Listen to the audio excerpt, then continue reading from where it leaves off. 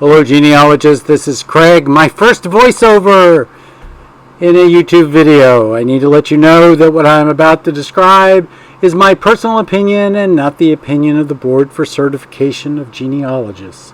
Hello genealogists, it's Craig, and this is Genealogical Proof Standard, Part 2. So what we're going to talk about today is the first component of the Genealogical Proof Standard. And that's the concept of exhaustive search. And we're going to approach it from a variety of different ways. First of all, we're going to talk about, from the perspective of the genealogical standards, what it says specifically. Then we're going to go into mastering genealogical proof and see what it says specifically. And then we're going to look at why we should do this. And then we're going to look at two other things. Michael Haight has a blog out there on what is a reasonably exhaustive search. And if you type in Michael Haight and exhaustive search, it should show up. And he talks about knowledge about records that exist, because that's absolutely a component of a reasonably exhaustive search. If you don't know what exists, how can you have an exhaustive search? And then the second component that we're going to talk about is the 10-minute methodology, reasonable exhaustive search. How Do We Know We're There by Judy Keller Fox, that is on the BCG website. It doesn't matter whether you're a member of the Board for Certification of Genealogists or not. You should be using their website as a methodology to move forward and become a better genealogist. You also should be taking a look at all of the BCG Legacy Family Tree webinars that are out there for free. You should watch at least one of those every week. I try to do that. I fail miserably because now I'm doing this, but there was a time in my life during COVID where I was trying to watch at least once a week, and I'll probably get back to that as soon as I catch up with what I'm doing. I'm doing a lot lately. So if we go to the Genealogical Standards Manual and we look in Chapter 1 and we put our glasses on, we see that the first component first element, I think is the right word, first element of the genealogical proof standard is, allow me to read it so I don't forget to say a right word or not, reasonably exhaustive research, emphasizing original records, providing participants information for all evidence that might answer a genealogist's question about identity, relationship, event, or situation. So here we have identity, relationship, event, or situation. Now when we go to Tom Jones and genealogical proof on page 5, it says, I'm sorry, it's not page 5, it's page 3. He says, thorough, left parens, quote, reasonably exhaustive, quote, right parens. So thorough is reasonably exhaustive. Thorough, reasonably exhaustive searches and sources that might help answer a research question. Notice he doesn't qualify what the sources are. His focus is on sources in general, whereas the Board for Certification Standards Manual focuses on the desire to get to the original records. And then the issue is, why do we really want to do this to begin with? Well, if we look at the Standards Manual, turn the page to page 2, it says, reasonably exhaustive research ensures examination of all potentially relevant sources. Well, that's what Jones says, in a way. It minimizes the risk that undiscovered evidence will overturn a too hasty conclusion. So this is why we have to do a reasonably exhaustive search, because of that. And this is what Jones says. Thorough research reduces the probability that newfound evidence will overturn a proven conclusion. If new evidence arises, it more likely will support or augment the conclusion than to call it into question. So you see how different these are? One of them is saying we do this in order to prevent us being caught short when we're under scrutiny. And the other is that we want to make sure that if anything is found, in addition to what we have looked at, and we should have looked at everything, but if we missed it, then the evidence that comes forward, the additional sources that you didn't touch or evaluate, will augment the conclusion, or at least the probability will be that they will be consistent with what you've already said, and therefore you don't have a problem. Probably the most important thing that you can do to ensure that you are properly protected during scrutiny is to have a reasonably exhaustive search.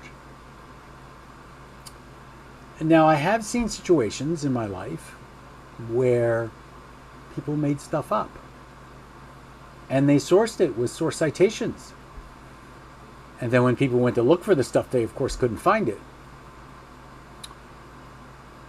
And it was crucial to the proof. Not a good place to be in. Because you aren't the only one doing a reasonably exhaustive search on the problem that you're working on. There probably is someone else working on it also, and you just don't know about it. Or someone at some point in the future who's unaware of your work may come to a different conclusion than you did.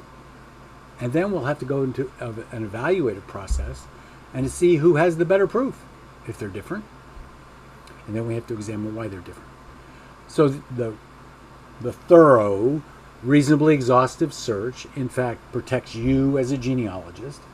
It protects the genealogical community, because everything that we do has the possibility of standing scrutiny, and that's what we care about. Because our reputations as genealogists depend on our work, because after all, you can't be a genealogist unless you have work. And I don't mean doing work, I mean writing. Writing is what genealogists do. So you're going to put your evaluation, your correlation, your analysis of that thoroughly exhaustive search out there. And when you put it out there, you're taking a risk. Now, if we look at Haight's blog, go get it. It's called How to Conduct a Reasonably Exhaustive Search for Relevant Records. Now, notice that's a little bit different than what we were talking about. We're talking a reasonably exhaustive search to find records that meet our question. It's not quite the same thing as a reasonably exhaustive search for relevant records. Not quite. It's a nuance. So when we look at what he has to say, he talks about reading research guides. Well, here in Just Genealogy, we've talked about the NGS research guides. We've talked about other locality guides, not very often, mainly the NGS ones. And I love locality guides because they're very helpful in identifying what records are available. On the quick and dirty, if you want a locality guide, you know where the best place to go is? The Catalog of Family Search. It is a locality guide in that it lists, in outline form to begin with, everything that is known to exist in the Family History Center and the Family History Library in one place. So you very well could create a locality guide just from that. Now, it won't give you the addresses and the telephone numbers and all that kind of stuff, but it will tell you what kinds of records are available in a locality. So what I do is when I'm dealing with a locality, I go to Family Search and I look in the catalog for that county, for that town, whatever it might be. You should do that too.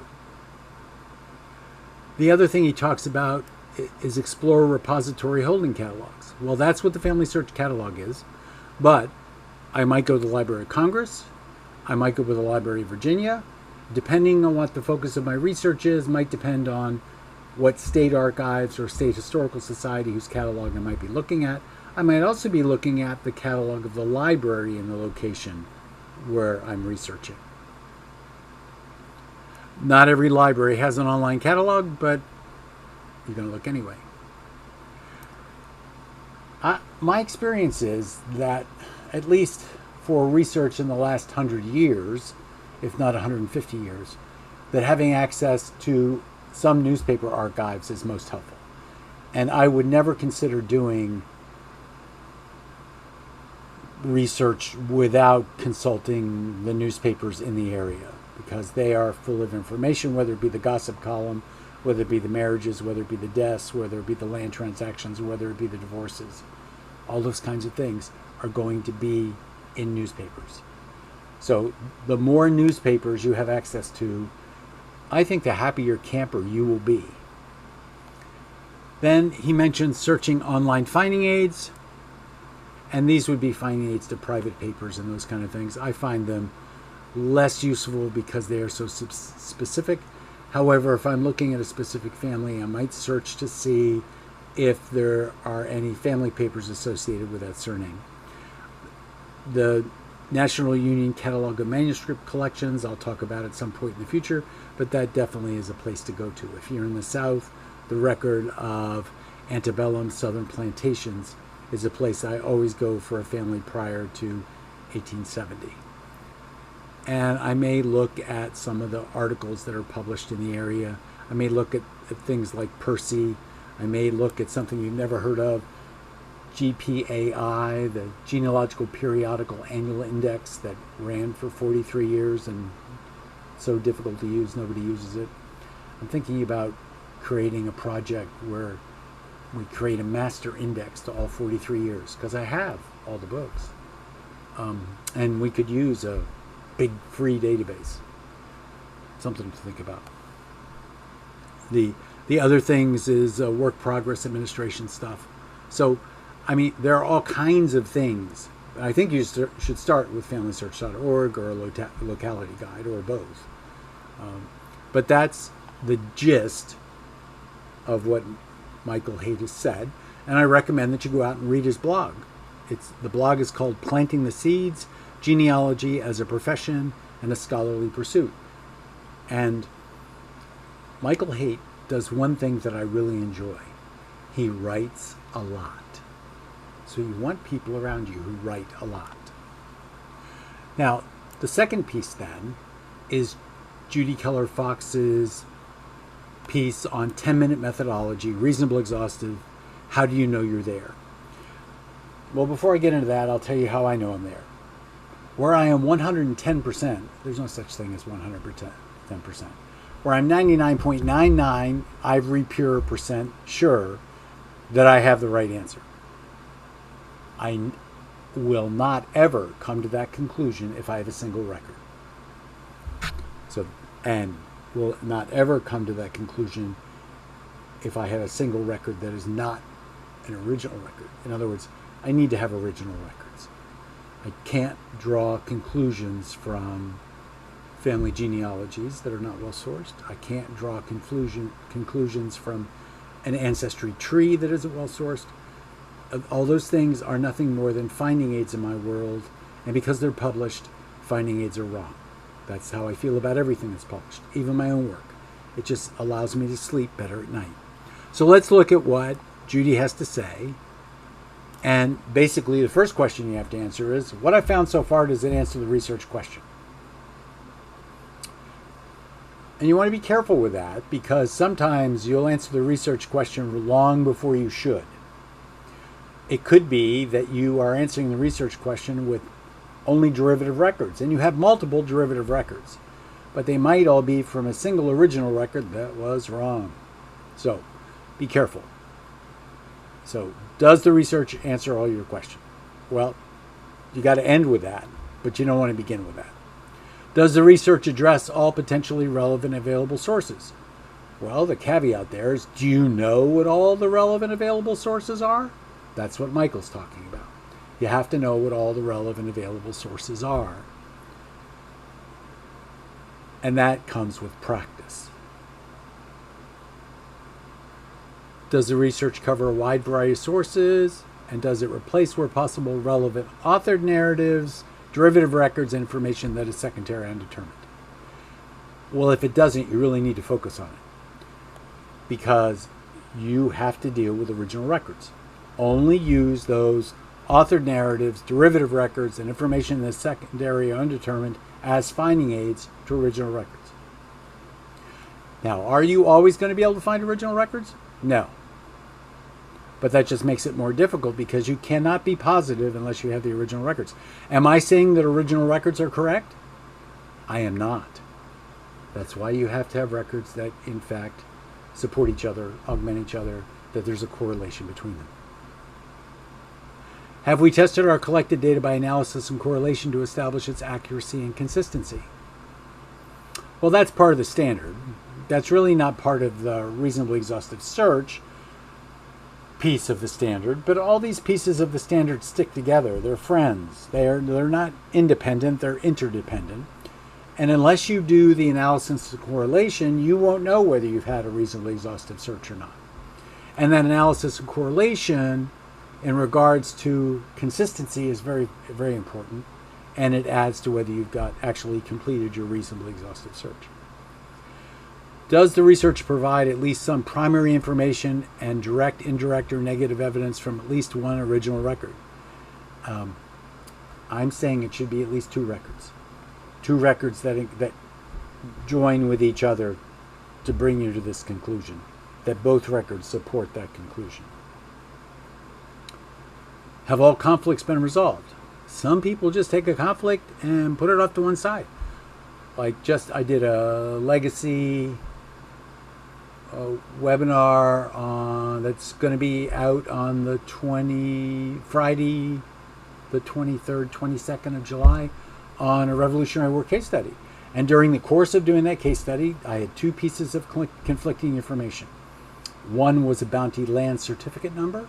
That was resolved very easily because I went to the pension and there was the correct number in the pension. The other source, not an original source, had the wrong number, an additional digit. And then I had in a source an identification that this person who I thought was a private was a captain.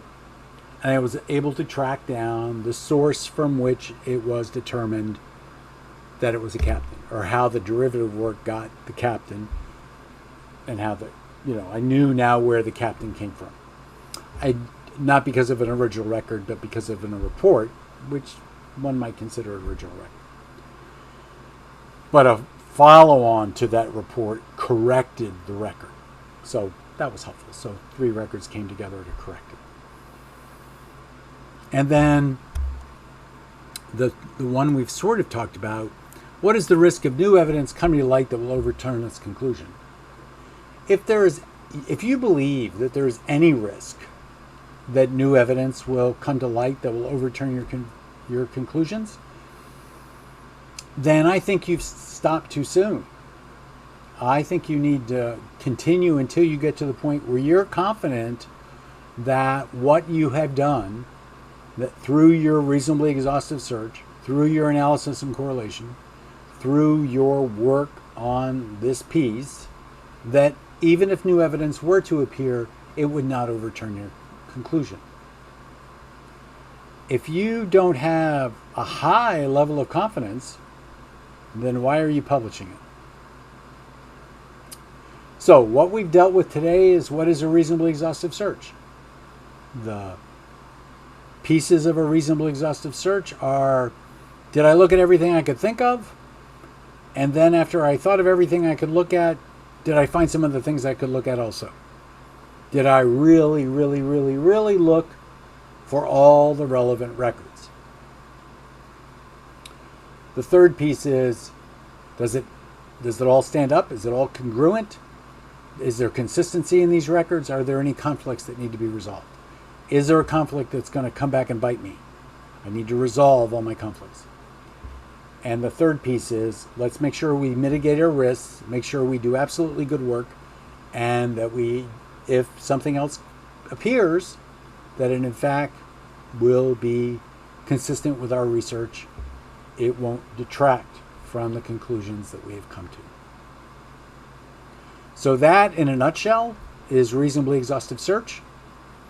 If you have questions about it, put them in the question comment section, and we will work Next time on element 2, which is next time we get together, we will be dealing with the second element of the genealogical proof standard, the completely accurate citation.